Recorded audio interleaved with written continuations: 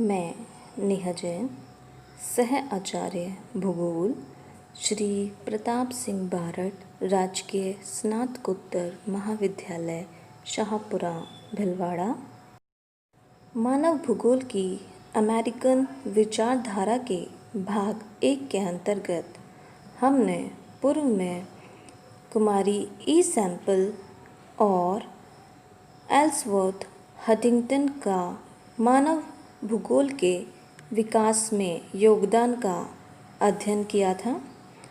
आज हम मानव भूगोल की अमेरिकन विचारधारा के भाग 2 के अंतर्गत ईसा बोमेन और थॉमस ग्रिफ्थ टेलर के मानव भूगोल के विकास में योगदान का अध्ययन करेंगे।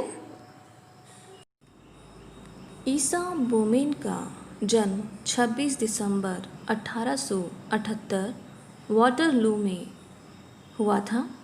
इनकी मृत्यु 6 जनवरी 1950 बाल्टीमोर में हुई थी।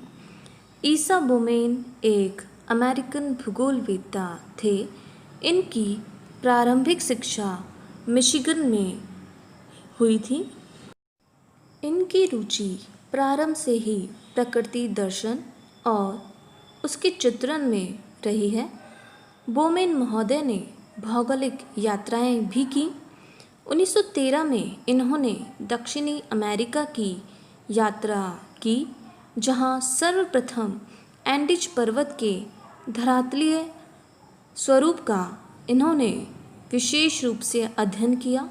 बोमेन की पुस्तक नई दुनिया का उद्देश्य स्पष्ट करते हुए इन्होंने बताया कि नई दुनिया पुस्तक का उद्देश्य सामान्य नागरिकों में भूगोल के संबंध में जिज्ञासा उत्पन्न करना तथा उत्पन्न समस्याओं के बारे में आधारभूत सूचनाएं देना है। यह ग्रंथ 1921 में उनके शांति सम्मेलन में भाग लेने के फलस्वरूप प्रकाशित हुआ था।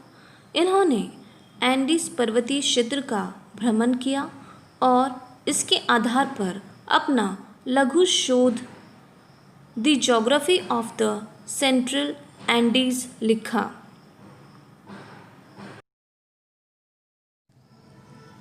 ईसा बोमेन के अनुसार जब भौगोलिक वातावरण का संपर्क मानव समुदाय से होता है तो वे परिवर्तनशील होने लगते हैं। जिस प्रकार मानव जाति स्वयं परिवर्तनशील है, वातावरण में मानव द्वारा किए गए परिवर्तन प्रत्येक स्थान पर पाए जाते हैं। मानव विवेक के अनुसार प्राकृतिक वातावरण की सीमा में चयनात्मक परिवर्तन करता है। मानव अपने भौगोलिक क्षेत्र की भूरचना, जलवायु, वनस्पति, मृदाओं आदि को रूपांतरित करता है। अपने जीवन के प्रारंभिक काल में ईसा बोमेन निश्चयवादी थे, परंतु बाद में इन्होंने मनुष्य द्वारा प्राकृतिक पर्यावरण में परिवर्तन की क्षमता को पर्याप्त महत्व दिया।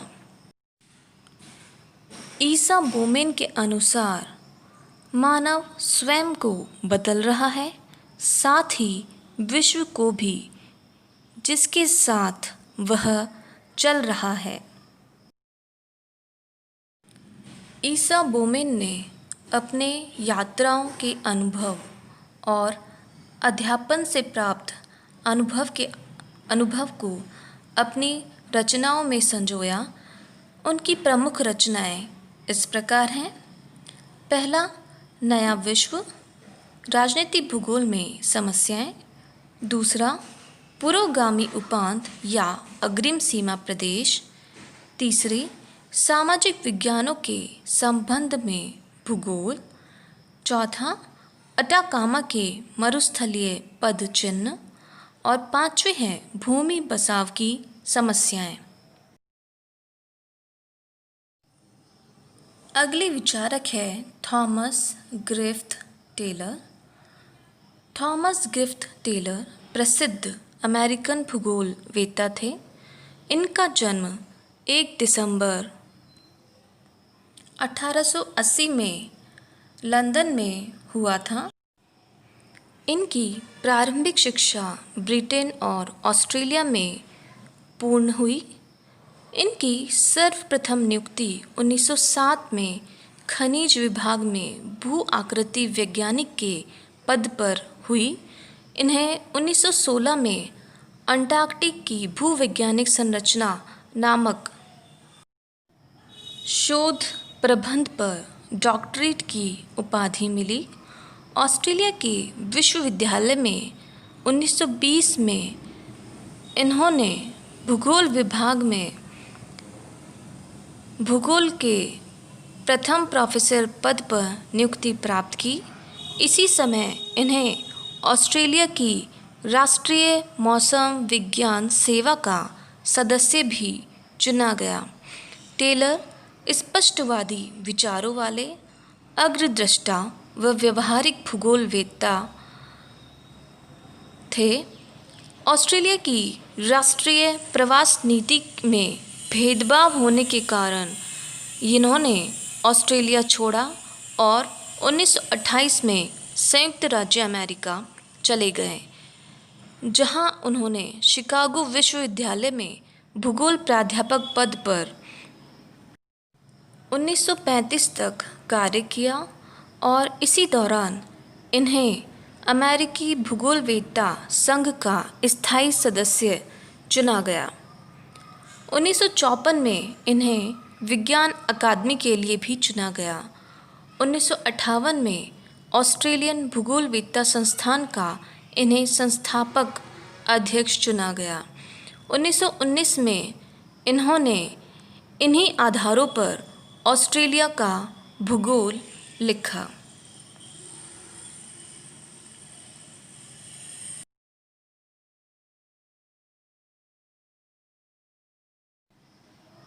ग्रिफ्थ टेलर ने ऑस्ट्रेलिया की जलवायु संबंधी दशाओं की अपनी पुस्तक में विस्तृत विवेचना की तथा ऑस्ट्रेलिया के विभिन्न क्षेत्रों के तापमान, आर्द्रता और वर्षा संबंधी आंकड़ों का संकलन भी किया। इन्होंने विस्तृत अध्ययन द्वारा बताया कि ऑस्ट्रेलिया के उष्णकटिबंधीय तथा शुष्क भागों को वहाँ की प्रतिकूल जलवायु दशाओं में स्थित होने के कारण मानवीय बसावट के लिए ये अनुपयुक्त है, जिसकी ऑस्ट्रेलिया में आलोचना भी हुई। टेलर ने वातावरण निश्चयवाद एवं संभववाद की समन्वयकारी विचारधारा रुको और जाओ निश्चयवाद या नव निश्चयवाद का प्रतिपादन किया, जिसके अनुसार मनुष्य ना तो प्रकृति का दास है और ना ही उसका स्वामी, और ना ही मानव के कार्य करने की क्षमता असीमित है। इस समन्वयवादी चिंतन में इन्होंने स्पष्ट किया कि मानव और प्रकृति में निरंतर पारस्परिक क्रिया और प्रतिक्रियाएं होती रहती हैं, जिसके परिणाम स्वरूप मानव जीवन पृथ्वी तल पर सफलतापूर्वक चलता है। और इन्होंने निश्चयवादी पक्ष में प्रस्तुत प्रकृति के मानव पर नियंत्रण के बारे में बताया है कि मानव किसी देश की प्रगति को तीव्र या कम कर सकता है, वह उसे रोक सकता है, लेकिन यदि वह विवेकशील है तो उस प्राकृतिक वातावरण द्वारा प्रस्तुत निर्देशन से उसे दूर नहीं हटना चाहिए।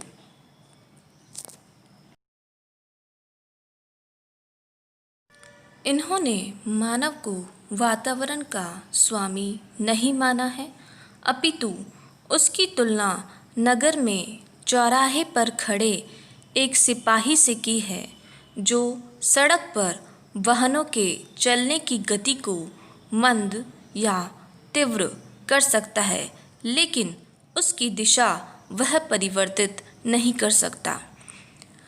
टेलर की इस समन्वयवादी विचारधारा को संभववादी विचारक लुसियन फैब्रे ने भी स्वीकार किया है। इस प्रकार इन्होंने स्पष्ट किया कि वातावरण द्वारा किए जा रहे नियंत्रण की उपेक्षा नहीं की जा सकती है तथा मनुष्य अपने द्वारा विकसित तकनीकों द्वारा आर्थिक सांस्कृतिक प्रगति प्रकृति की सीमाओं में ही रहकर कर सकता है। उदाहरण के लिए टुंड्रा प्रदेश में साइबेरिया के सुदूर क्षेत्र में फैले टुंड्रा प्रदेश में, सहारा के रेगिस्तान में, कनाडा ऑस्ट्रेलिया के निर्जन मरुस्थलीय क्षेत्रों में तथा अंटार्कटिका के हिमाच्छादित महाद्वीप में मानव को प्रकृति की अनुपालना करनी ही पड़ेगी।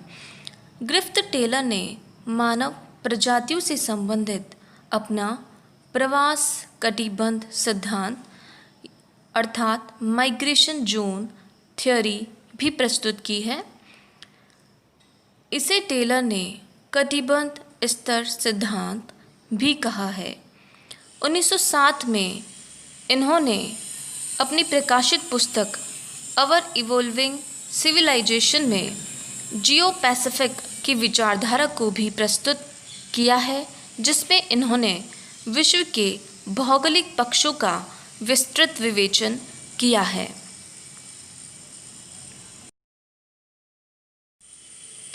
थॉमस ग्रिफ्थ टेलर की प्रमुख रचनाओं में प्रमुख इस प्रकार है। अवर इवॉल्विंग सिविलाइजेशन, जो कि 1907 में प्रकाशित हुई। दूसरी है ऑस्ट्रेलिया का भूगोल, जो कि सन 1919 में प्रकाशित हुई।